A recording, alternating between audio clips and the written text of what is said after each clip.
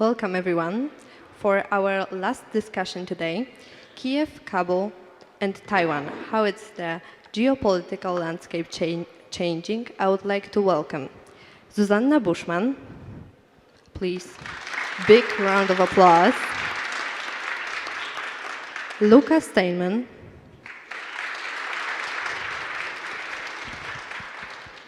Giedrimas Jeglinskas.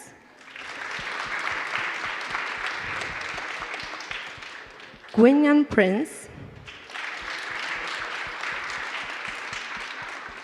Tomasz Smura. And Jagoda Groniecka, who will be joining us online. I'm giving away the stage to you and our tech masters to connect Jagoda properly. Please give them a big round of applause once again and listen.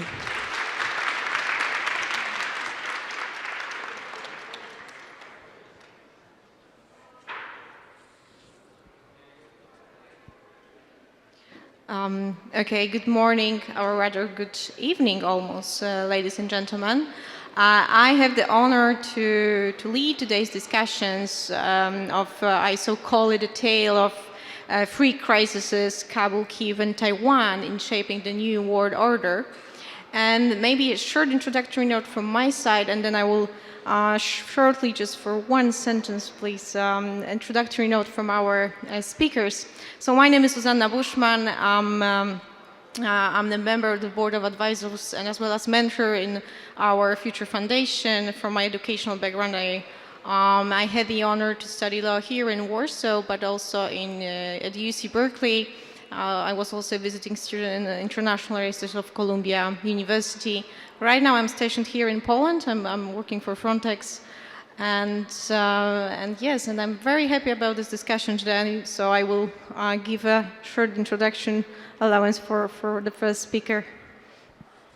Thank you very much, and thank you very much to all of you to be here to listen to us. My name is Luca Steinmann. I'm Italian, half Swiss, half Italian. I'm based in Milan, Italy, and I'm a journalist. And despite being written here that I'm a professor, I teach at university in Italy and in Switzerland, but as a geopolitical analyst, not as a fully professor. I don't want to take the place of anyone here. And I write for the Italian geopolitical magazine Limes, which is focused on geopolitics. I have been spending the last 7 months in Ukraine since I was in Donetsk, so in a part of Ukraine controlled by Russia or indirectly controlled by Russia since 24th of February 2022, at the beginning of February when everything started. So I got stuck there. And I came back yesterday from Ukraine to here. I was following different battles, different happenings there. And the last I followed a few days ago was the retreat from the Russian from Kherson city. And therefore, my studies and my geopolitical analysis also of the last months have been focused about Russia and the Russian conflict, and Ukraine, of course. Thank you so much. And maybe I will pass the floor to our only female expert today, to Jagoda Groniecka. Hello, Jagoda. How are you? So maybe a short introduction from your side as well, please. Jagoda, can you hear me? Can you hear me properly, since we are having some technical issues here in Cabul from where I'm connecting? No, that's fine. We take it under consideration. So what I was asking, could you briefly, in 2 sentences, introduce yourself to our audience?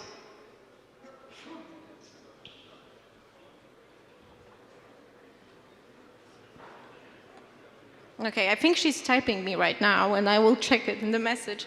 But maybe we can go further on and ask our male representatives to introduce themselves, and we'll come back to Jagoda soon. Sure, thank you, Zuzanna. Again, a great pleasure to be here. So my name is Giedrimas Jeglinskas. I'm originally Lithuanian. I'm currently a senior fellow at the Atlantic Council, a U.S. think tank, but until about 2 weeks ago, I served as Assistant Secretary General for Executive Management at NATO, Prior to that, I was a Deputy Defense Minister of Lithuania for about 3 years. Prior to that, many years in banking, and then prior to that, military and intelligence, sort of crisscrossing public and private sector and really trying to connect the dots, as we spoke with Zuzanna. But this is what we're trying to do in this panel, to connect the dots. And again, looking forward to the discussion. Thank you. Thank you. Professor Prins, if I may. Certainly. Good evening, everyone. I'm Gwynthian Prins. I'm a retired several times over, actually. I keep trying to retire, but professors find it hard to do that. I used to be at the University of Cambridge, University of Columbia in New York, but I've also had a public service career. I also worked in NATO at one point. And coming here today, I must tell you, is quite emotional for me, because the last time I was in Warsaw was before, I guess, almost all of you were born. I was part of the Sherpa team that was helping to bring Poland and the Czechoslovakia and the other Visegrad countries into NATO. And so the Poland and the Warsaw that I remembered until this evening was grey and dark and very, very communist, and it's a thrill to come to a place that is none of those things anymore, although to be here in this wonderful socialist realism building. It's emotional for me too, because I'm now very old. I just have to accept these things. And I've therefore seen the cycles of history turn, because I'll just tell you a brief little story which I think sets the tone for some of what we're going to talk about. When we were bringing all of those countries into NATO, one of my missions was next door to Prague. And I had the honor of dealing with President Havel, the late President Havel. And I was ushered into the Hrad Castle in Malestrana, and he came in to the room. And it isn't widely known, because he never used his English publicly, but he spoke actually pretty good English. And he came in with his cigarette hanging out of his mouth. And he said, "Doctor, you're here from NATO. What is it you want to know?" And I said, "Well, we would like to know what you Czechoslovakians would like from us." And this is what he said.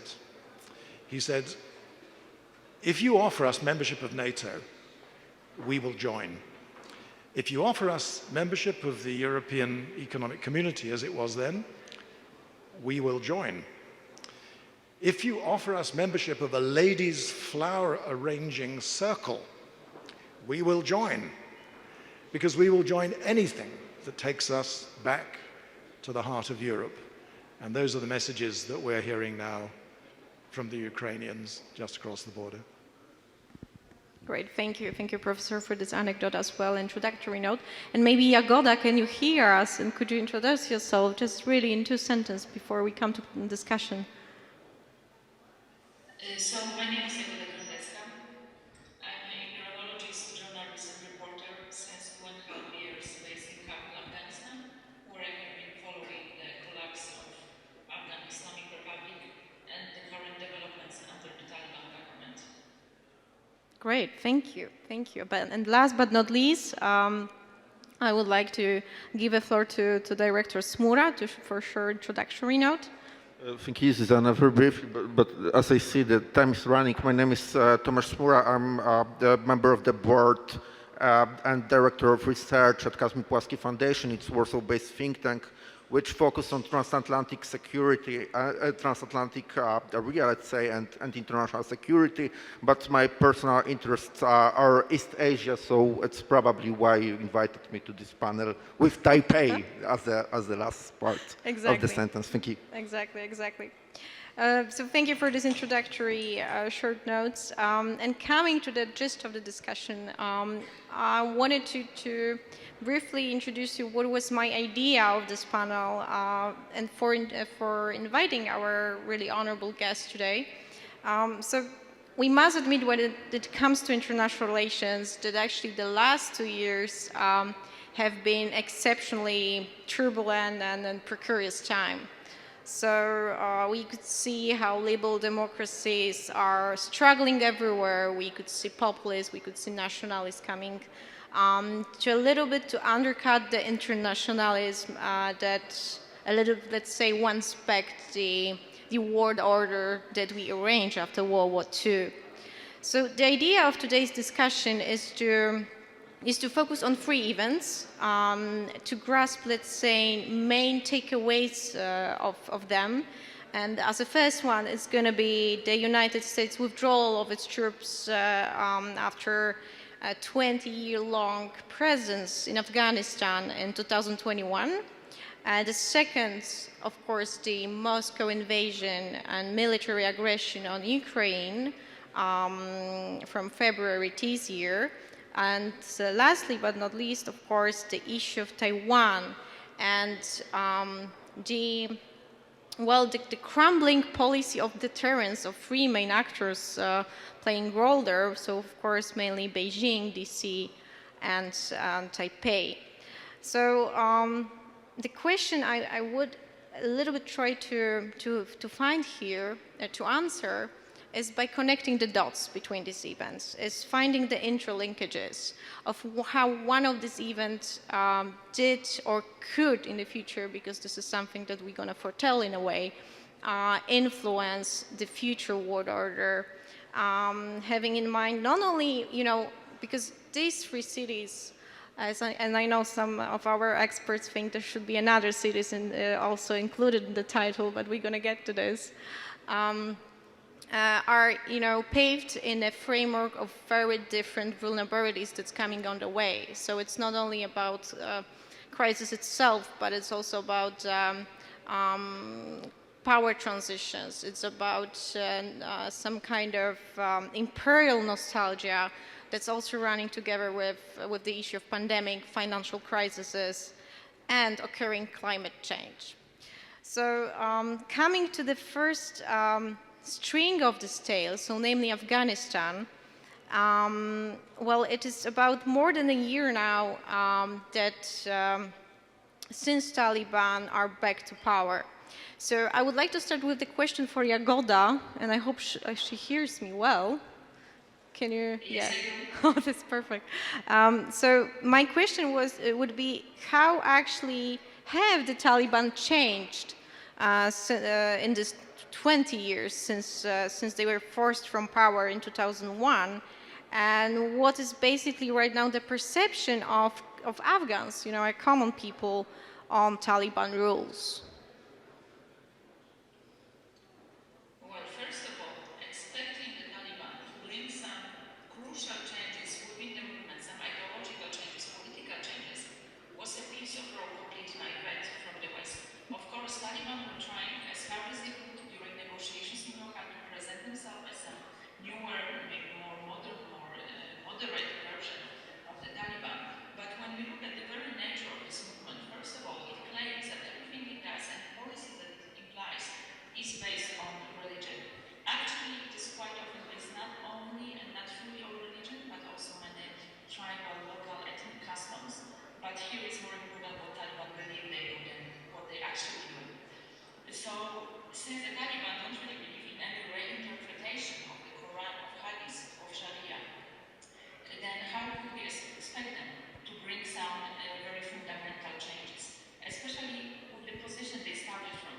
The Taliban perception is they have won the war with the alliance of the most powerful military countries in the world. And they believe that they did so basically because of sticking to the ideology and their beliefs. So now for them taking any step back would be pretty much undermining in the eyes of their most hardcore supporters, and in the eyes of many Afghans who might not have necessarily supported the Taliban during these 20 years, but they were also not supporting Islamic Republic, either Ghani's or previous Karzai's government, that were widely perceived as pretty much corrupted, completely disconnected from the reality for common people on the ground and not representing them, not representing common Afghans. So the Taliban, we can say something about it now because it's been a full year. Definitely they didn't have changed as much as many Western policymakers and analysts wanted to believe that they did. Although they are much better at PR now, and they definitely know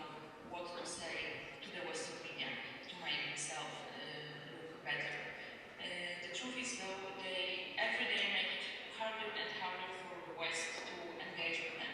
And the Taliban, exactly like this 20 years ago when they were last time in power, they are seeking international recognition. They want to be joined into the international community, into their international world order. And arguments made by the West about the human rights, women's rights primarily, are perceived among the Taliban as, for example, of double standards, as hypocrisy. And actually, it's quite hard to defend that it's otherwise, especially now when we all see Football World Cup in Qatar, which policies towards women, towards minorities, are pretty much as harsh as in the Taliban's Afghanistan. So now good luck with convincing the Taliban that implementing some human rights in our international Western understanding of this term is that crucial to be recognized by the international community. Okay, so I'm going to stop you here for a while, and I will shoot back the question to Director Smura, but with a little bit angle on it. So if Taliban are constantly ostracized, let's say, also because of what we were saying about the fundamentalist ideology in terms of women, religion, etc., by the West, would Taliban reach, for example, Russia or China for help in, for example, stabilizing their rule? Would it be possible? If you allow me, let me start from your first question concerning the connections between these three developments. Of course, you know, there is a linkage between developments in Afghanistan, in Ukraine, and around Taiwan as well. You know, it's new United States national security strategy that indicates that the U.S. The credibility in one region influenced the U.S. credibility in other regions. So, you know, from this point of view, it's why that people, you know, living in Central and Eastern Europe, as myself, follow such exotic place like Senkaku Island, the place in Asia, you know, to see what is attitude towards the world affair of the United States administration. So, you know, from this perspective, the U.S. chaotic withdrawal from Afghanistan was interpreted by many U.S. competitors, mainly Russia, China, Iran, as the signal of the weakness of American strength. And of course, right now,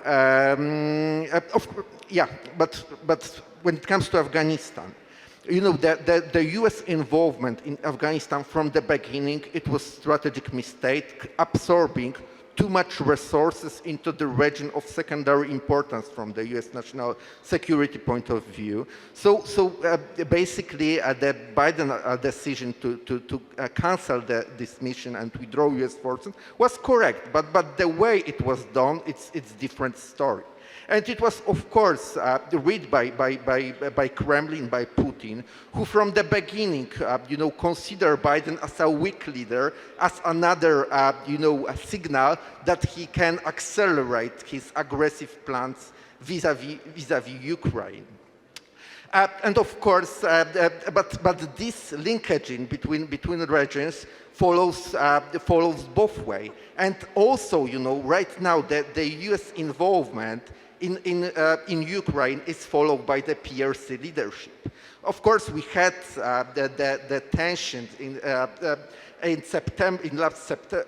August against the background of Nancy Pelosi's visit in Taiwan, but I see it rather as a part of internal game in China, as we had 20th National Assembly of Communist Party then, and change of the leadership in China. And of course, the Xi fraction was strengthened against the background of this CPC.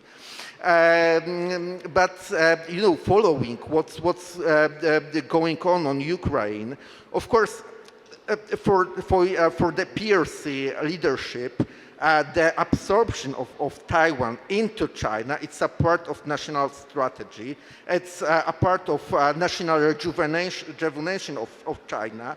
But I think that still the use of force, you know, it's last resort for the Chinese leadership. For Taiwan, we will come back shortly, but I a little bit still want to pause here and stand with in the topic of Afghanistan. And I know Professor Prins wanted to add something to it, right? Well, so if I may, Zuzanna, I just want to make a general point about your introduction and then a specific point about Afghanistan. The general point, really, folks, is this is a panel about agency. It's what is it that actually does the joining up of the dots?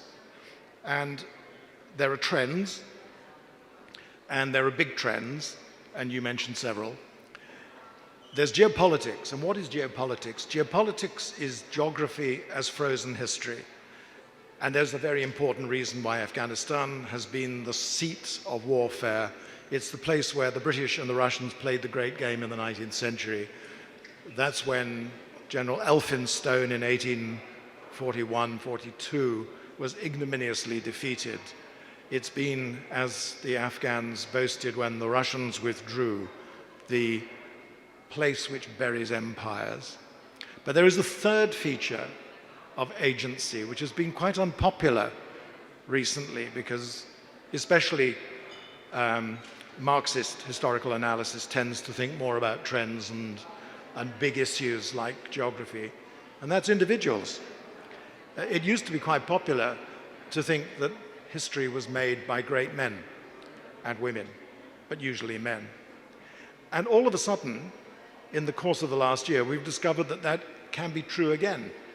Because who would have predicted that a comedian who ran for the presidency of a country on the basis of a really quite funny television show turns out to be the most inspirational war leader that a free country's had since Winston Churchill? So that's the general point. The specific point about Afghanistan, you've already underlined part of it. But yes, of course it was the trigger.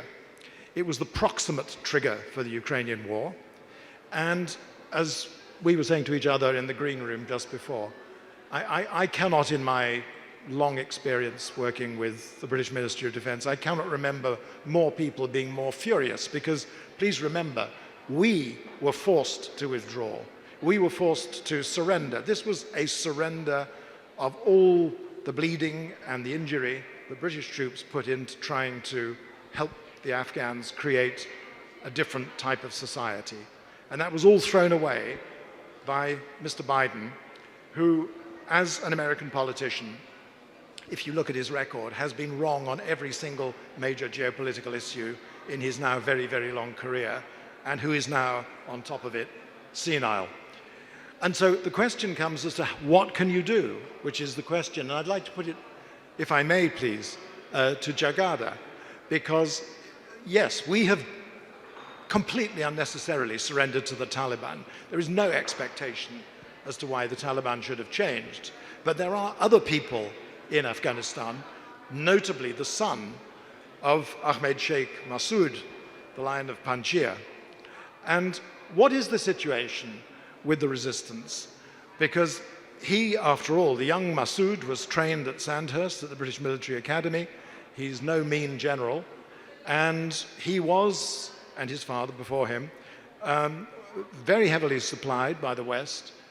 Is there a possibility that those sorts of agents could contest? Is there any will among the Afghans to contest from that dimension?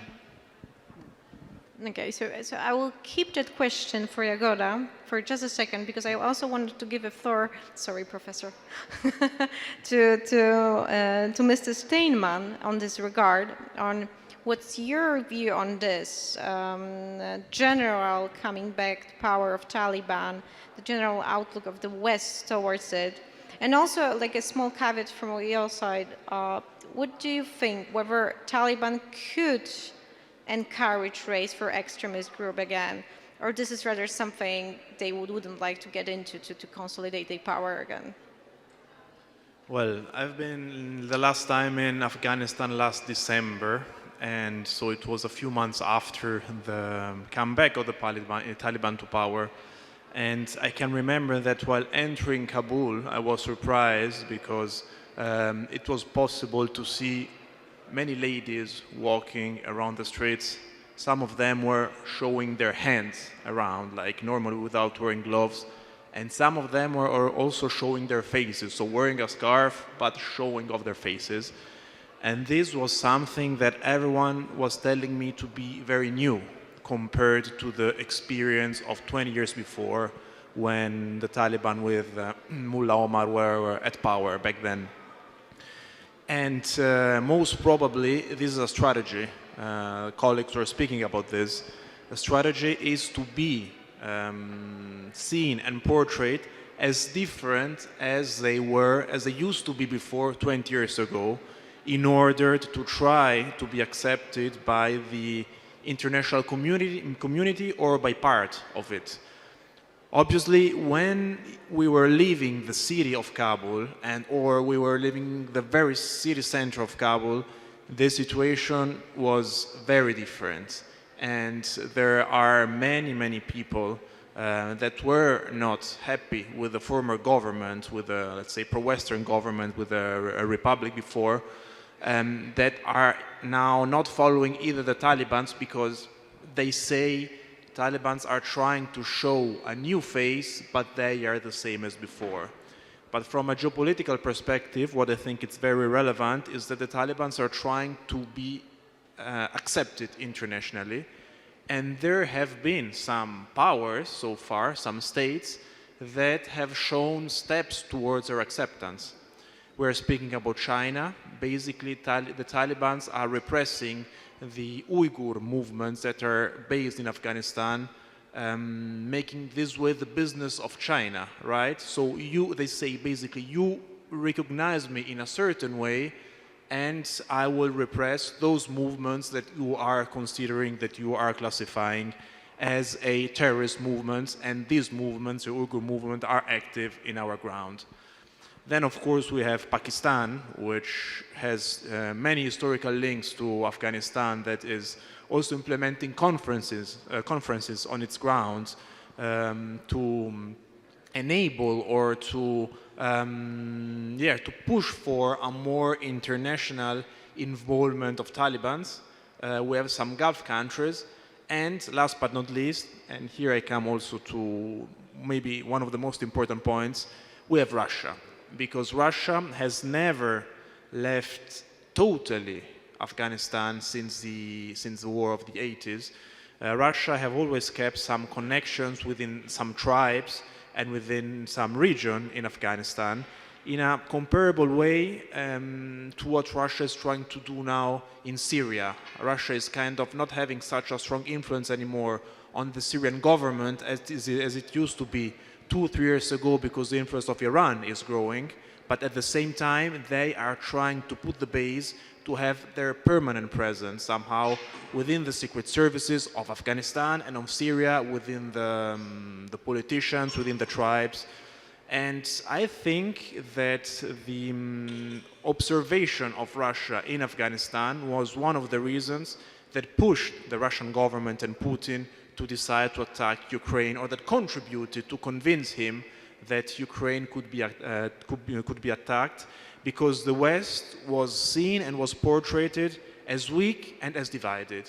So Putin thought, seeing what was happening in Afghanistan, that by attacking Ukraine, the West would not answer together, would not be united. He wanted to divide the West, and especially wanted to divide some European countries, especially Germany, to the United States, since some European countries have economical features, have some economical points which disagree with the American interests.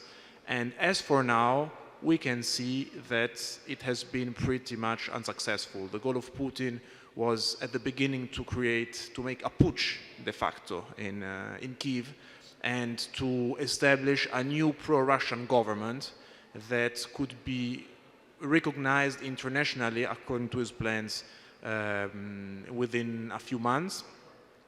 This didn't work. So we can say that Russia started with a plan B, so cutting off the access of Ukraine to the sea, thus making de facto, so that's why Russians were trying to march to Odessa and then to Transnistria in order to transform Ukraine into a smaller, weaker country that should accept the political pressures coming from the Kremlin in order to survive. And apparently this is not working as they were planning, since, as I told you a few days ago, I was in Kherson, not far from Odessa, and I was seeing the Russian army retreating. That was very interesting. Thank you.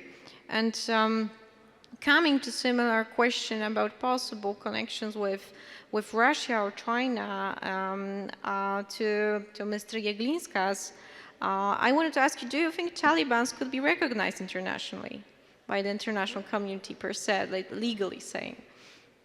Not sure about the Taliban, but let me just kind of back up here a bit.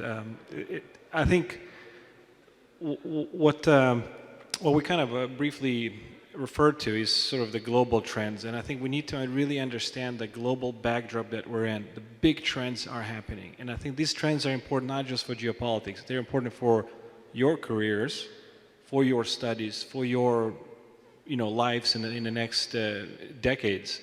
And really two big trends that are recognized both by, for example, U.S. national security strategy, as Tomasz mentioned, as well as NATO strategic concept, which is NATO's main document, is geostrategic competition and climate change.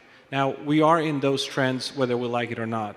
They are happening. This is not, because these are tectonic shifts that, especially the geostrategic competition, climate change is sort of completely almost out of control things that is happening. So when so in a geostrategic competition, it's very clear. And if you look at 20 years ago when U.S. and allies went into Afghanistan, it was a different world. It was a collaboration with Russia. Well, 12 years ago, when at NATO summit President Medvedev was there for the strategic concept, and Russia was deemed as a partner. Fast forward to now, it's the main enemy of the West. It's the breaker of those values that we all share. Same thing with China. 10 years ago, I was working in Singapore for a big American bank, Citigroup. The theme then was, well, China will rule the world. China's 21st century is Asian century, because economic growth is in Asia, and China, of course, is the main actor there. Fast forward to now, this is a strategic competitor. We very clearly know that democracies versus autocracies, that's the battle of as President Biden has said, is of the century. Maybe that's too far to say, and I don't want to quote President Biden too much, but the point is that we are in this. It's bipartisan. It's an issue agreed by both Republicans and Democrats in the U.S., which is, by the way, I'm mentioning the U.S. a lot, but it's very important because U.S. and Poland knows very well, Lithuania knows very well. It's the main ally that we need to refer to. That's the most capable, the most prosperous country that geopolitically. Now, Russia's dehumanizing war is a sign of these trends. It's equally important. It's part of the geostrategic struggle of democracies versus autocracies, but also it's part of a climate change discussions. As Europe continues to push into renewables, and this energy transition has been there for probably a decade now in Europe, at least the discussions and the various legislations that came upon. This is also it affects the future gas flows, oil flows. So it's all connected, and I think to connect that to what's happening in Taiwan, I think the most important thing now, what the President Xi is watching in Europe, is how the West will respond. Are we going to help Ukraine win this war on their terms, that actually democracy can come together and win against the authoritarian power? That's the most important thing that President Zelensky is seeking, and this is what we need, and this is why we all need to continue to support Ukraine, because that affects then calculations of President Xi. Now, I don't know if that's the only calculation, of course not, but if the West is able to push off the authoritarian Russia and win the war in Ukraine, I think that's the best way to deter a potential invasion if it's happening in the next several years, or at least contemplated in the minds of the Communist Party in China. So this is all connected. And what the third city? Forgot. So Kyiv, Cabul, well, Afghanistan again. It's the same. I fully agree with Luca. It's everybody watched what happened about it, what transpired really over a year ago in Washington, as well as NATO chambers, and that pullout was viewed as a weak point, and they're playing off of that visual that yes, if you persevere, the West will step back, the West will lose, and I think that's where we need to change that narrative, and the opportunity is here, I think, in Ukraine. So I'll stop here. Thank you. Thank you. If I can add a little bit to what Mr. Jeglinskas just said and ask you there's just a short question on this, because we are talking about this kind of a little bit soft vulnerabilities that comes into the, in general framework of changing security background. So we were talking about instabilities in energy supplies. We were talking about climate change, about cybersecurity as well, right? Because this also comes to the whole basket of what does it mean security today, as well as disinformation or migratory flows when we see, for example, the ones connected with Belarus. So my question is, as for example, as alliance, as NATO, for example, how we could, as alliance, address this kind of issue in an effective way? Because this is new challenges, a little bit something. A new angle of the security to this? Well, it's a great question, but very shortly, security, the concept of security has expanded dramatically. This is not just a military affair. This is about information warfare, it's about cyber warfare, it's about energy warfare, it's about financial instruments warfare.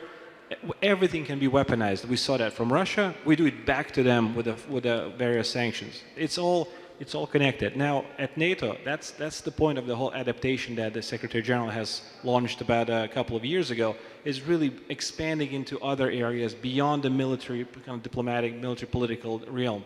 And that means we have to look at technologies. Are we out-competing our adversaries in developing technologies? That's a massive challenge, because our relevance rests on our ability that the military power still, as we see in Ukraine, is very important, of course. But to generate that military power, you need to invest in technologies. Chinese and Russians have done some good work on technologies, and some aspects that are deemed to be that NATO and US is behind, like hypersonics, some other specific areas.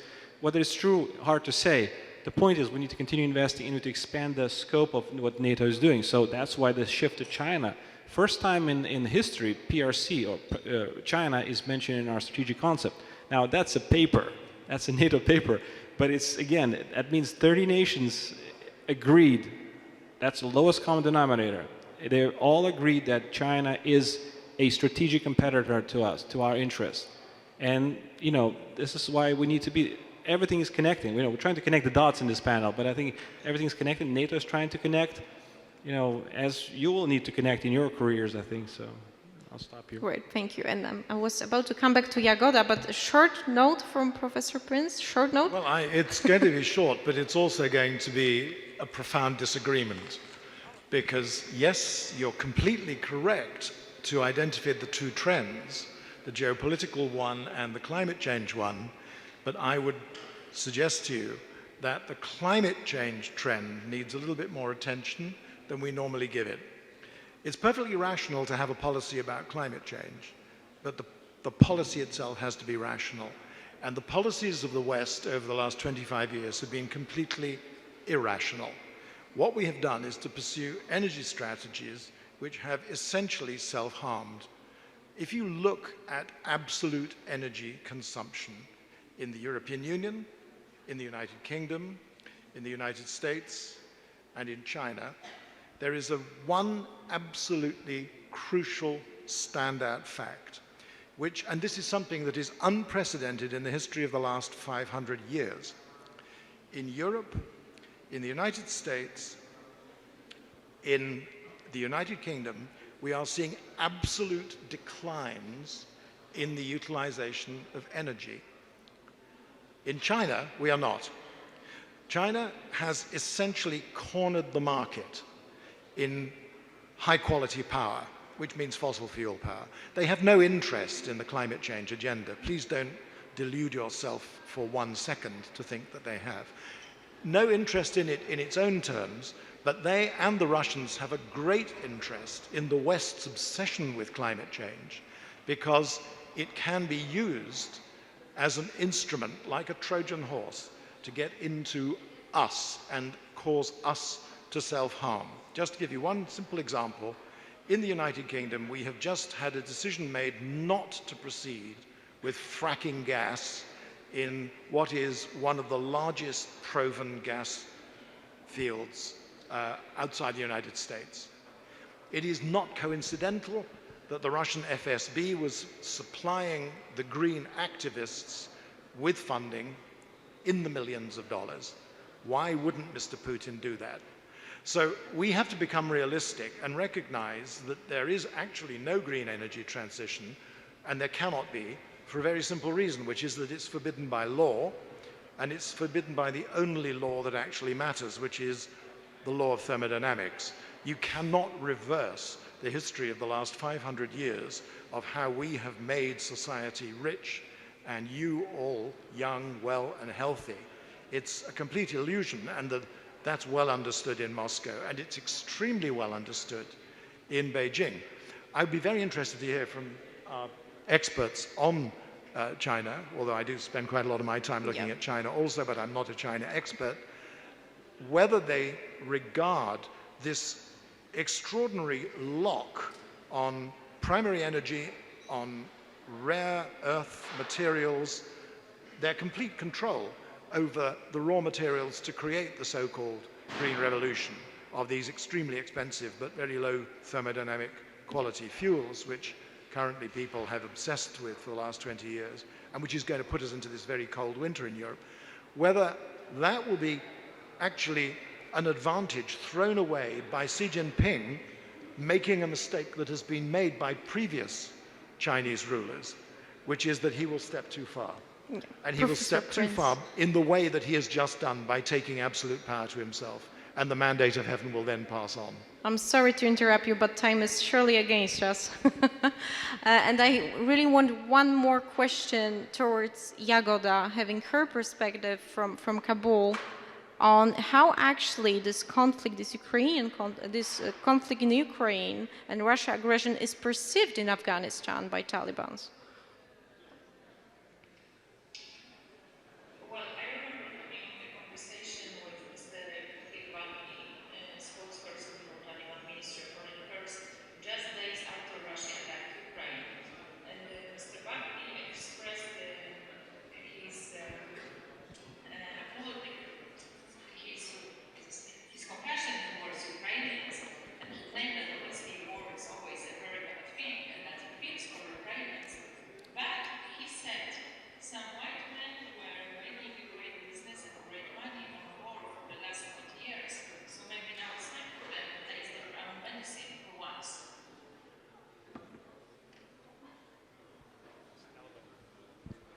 Well, yeah, that's very interesting perspective, I would say. And coming a little bit to end the discussion about the Ukraine itself, I wanted to actually ask Mr. Steinmann, how do you think, how the conflict in Ukraine will end? And what actually will it take, like in terms of negotiating positions of both parties to sign a peace treaty? Well, you're asking me a $1 million question, actually. I know.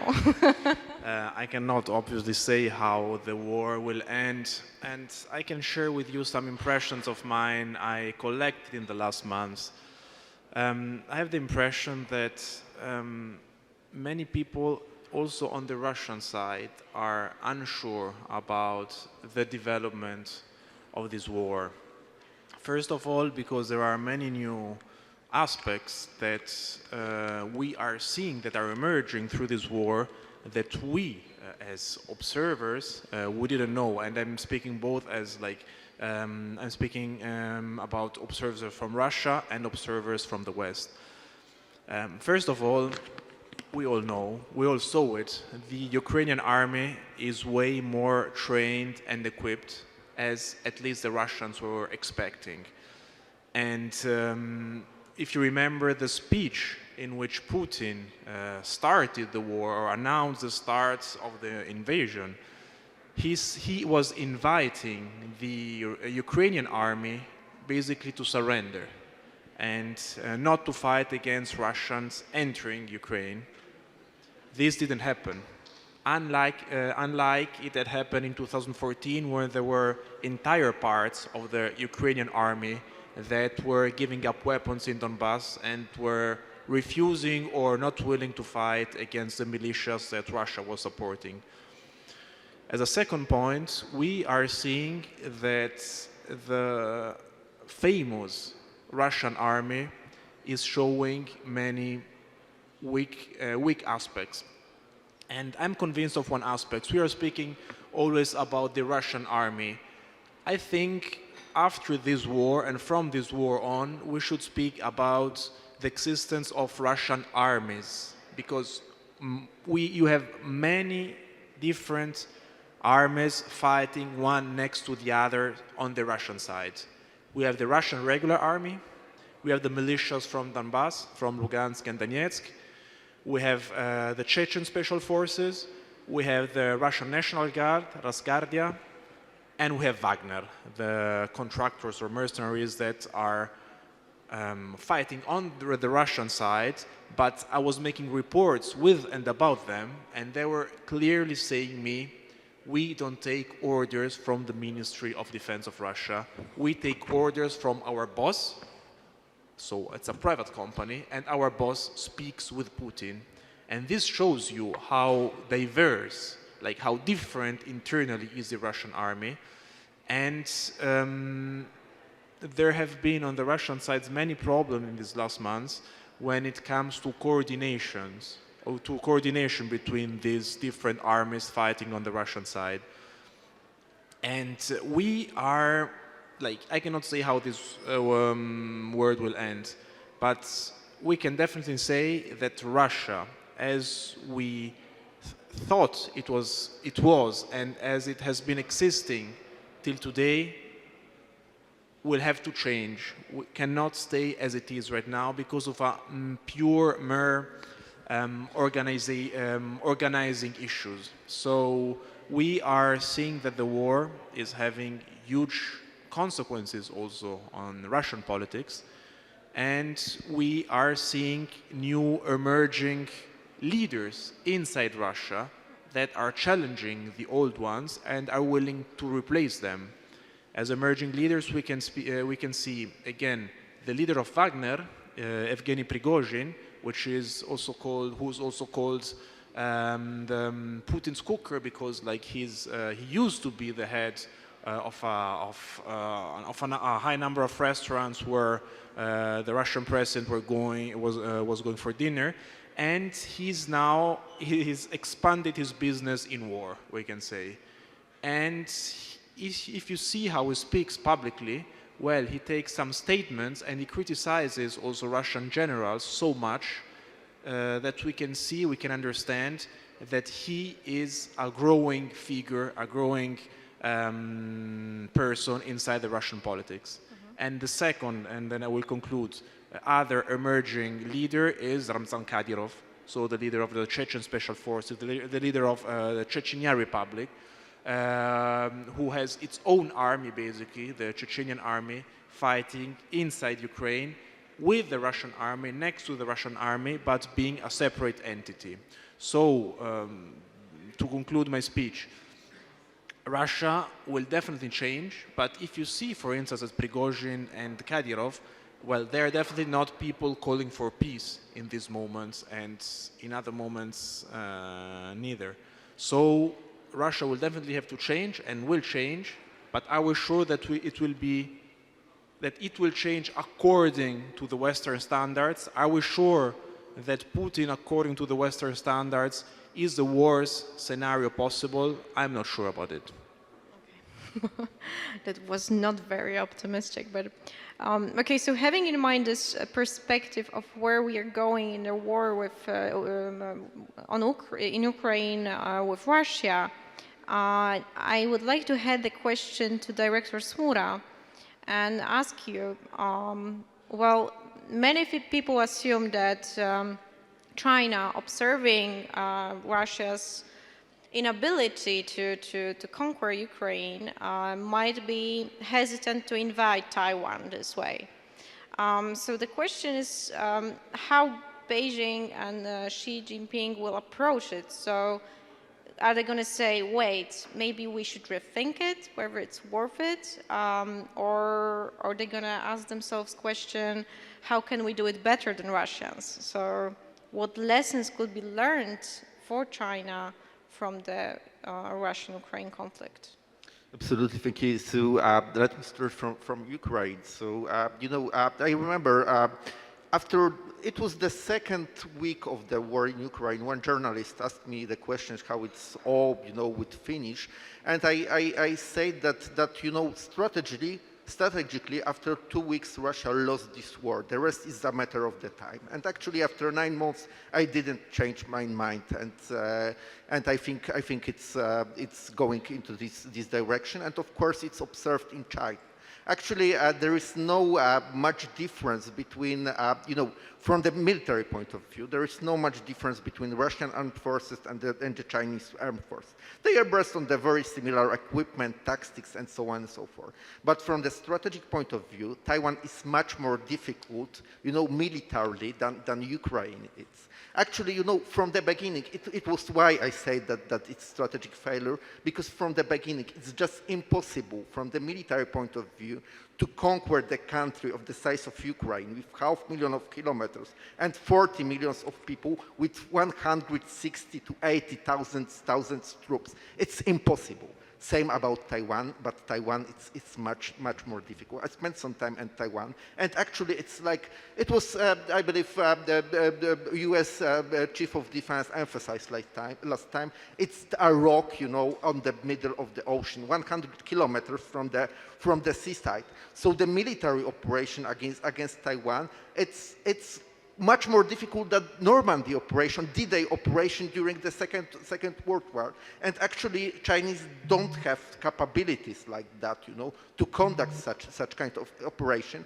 And of course, for the PRC leadership, such failure as Putin made in Ukraine, it's absolutely end of their leadership, and probably physical existence of Communist Party itself. So, looking at what happened in Ukraine, the risk which Putin faced, with all my friends mentioned, Kadyrov right now, this internal struggle, below the carpet in the Russian leadership, Xi Jinping that realized that he might be in same situation. So it's not.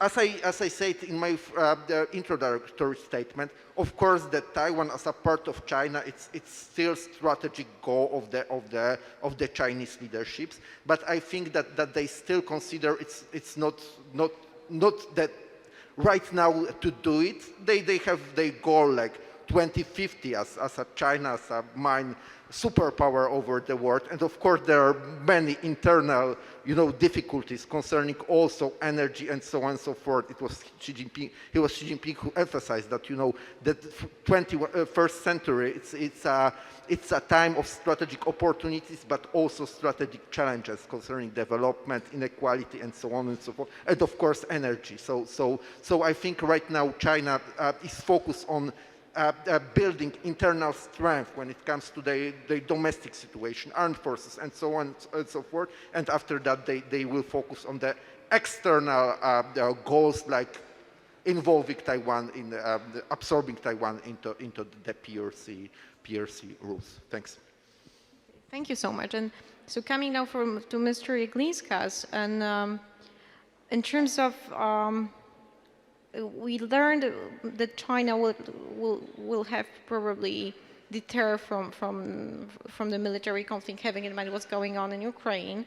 But what lessons can we draw for us as alliance, as NATO, in terms of Taiwan? Whether, for example, we should focus more on strengthening and enhancing the partnership in Asia with our Asian partners. How NATO should react in this situation? Well, I think the point here is that in the times of uncertainty and sort of geopolitical volatility, values-aligned alliances become essential.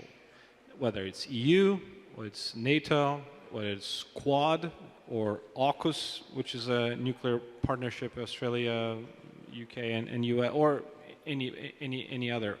I think that it's about values, it's a shared values. I think that's the starting point. I think from whether it's NATO or other institutions, we do have great partnerships with the Asian democracies. So it's about aligning democratic regimes, democratic governments, really and reiterating the threat and really strengthening that collaboration. This, of course, China is very different from Russia. Russia was, I don't know, it was a 2 or 3% of the global economy. China is much bigger. It's a factory of the world. Its supply chains all lead eventually to China on many of these things, on many of the physical goods. So it's a much more complex question. I think, now that's my personal kind of take. I think in the world, in a fragmenting world, there really is no room for neutrality. You have to choose your sides. Now, I think that means that probably the world will continue to fracture. Now that means we need to redesign our supply chains. We need to work on energy that does not include authoritarian sources. Rare earth metals. Exactly. How do we do that? Perhaps there are technological ways. How do we bring those other countries into democratic orbit? And that not necessarily become democracies, but at least we'll have partnerships with essentially it's a sort of a Cold War repeat where we kind of emerge into this sort of bipolar world. So there are things to do, and I think NATO is obviously is doing big things, but I think it's in every democracy. If we need to realize that the world is fragmenting and we need to be on the right side, and I think we are on the right side here. It's just that's the trend that we need to follow. Okay, and then the last word for Professor Prins, because I know he would probably have also some interesting perspectives. So, Professor, what do you think? What do you think that the future of military interventions will have, having in mind the stories of free cities? And we have we are after time, so it's going to be the only question. Very, very punchy and quick. Just to tie together the 2 points that have just been made.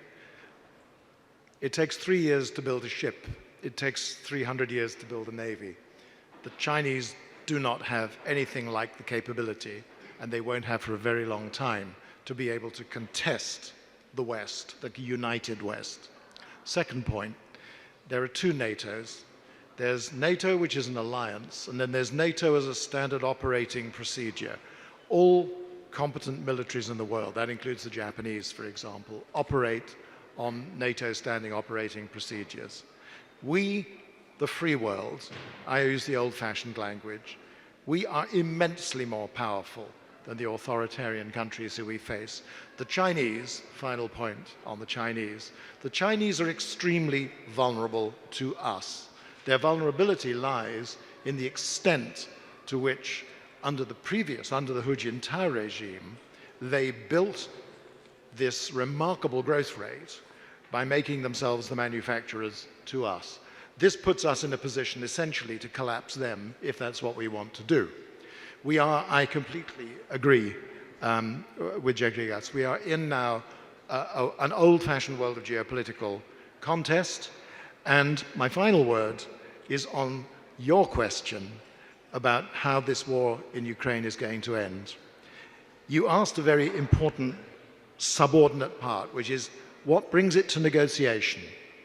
The answer is nothing brings it to negotiation at this point. This would be, with respect, like saying that in the Second World War, after the British had just won their first major victory at Al Alamein, that Churchill was then told, well, now you must go and negotiate with Hitler. I don't think it's actually diplomatically possible, and I think it's actually immoral to suggest to the Ukrainians that we can dictate to them the point at which they will open discussions with Putin or the Siloviki or the successors or whoever it is who comes.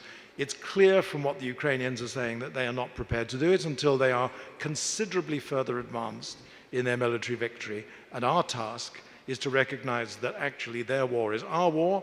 And I'm very proud of the fact that my country was the one without whom this war would have been lost on day 3 or 4.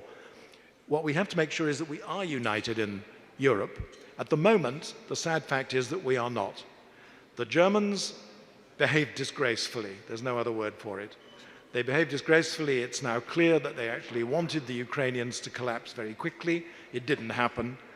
The French pursued, as they often do, a very sinuous politics.